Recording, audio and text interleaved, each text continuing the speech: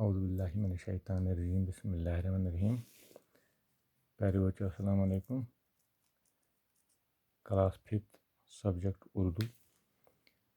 آج ہم پڑھنے جا رہے ہیں نیا لیسن گرو نانک دیو جی. یعنی آپ کو پتہ ہے، آپ نے پڑھا بھی ہوگا، گرو نانک دیو جی یہ بہت مشہور شخصیت ہے جنہوں نے اپنی زندگی میں کارنامے کیے ہیں. تو اس کتاب میں ہمیں اسی کے بارے میں پڑھنا ہے. ہمارے ملک ہندوستان کی کئی خاص باتیں ہیں. ایک خاص بات یہ بھی ہے کہ یہاں بہت سے مذہبوں کے ماننے والے آباد ہیں. سینکڑوں برس سے وہ سب ساتھ ساتھ رہتے ہیں. ہر مذہب کے کچھ بزرگ بہت مشہور ہیں، سبھی ان کا نام عزت سے لیتے ہیں. ایسے ہی ایک بزرگ گرو نانک دیو جی ہیں.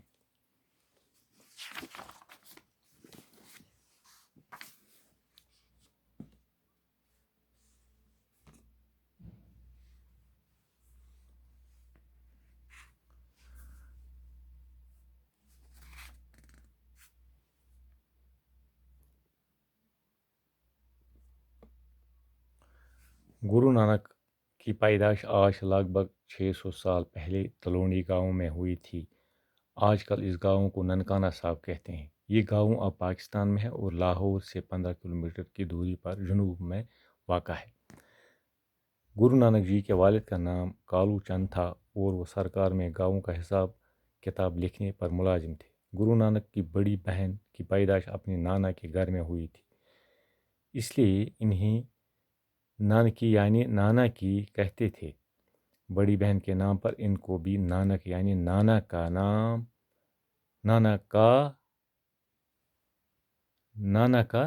کہنے لگے اور آئندہ وہ اسی نام سے پہچانے گئے. آج یہاں تک ہی پڑھیں گے. اب میں آپ کو اس کا معنی بھی بتاؤں گا.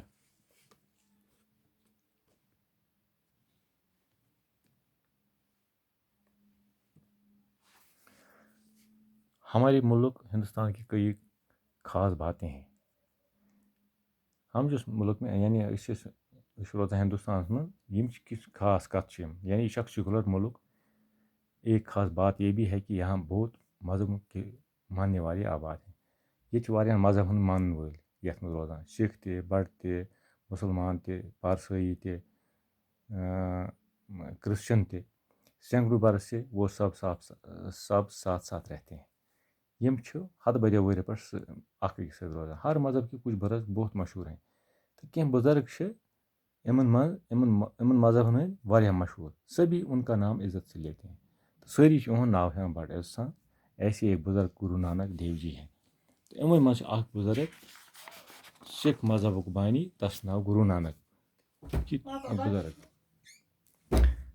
گرو نانک کی پیدائش آج سے لگ بھگ 600 سال پہلے تلونی گاؤں میں ہوئی تھی.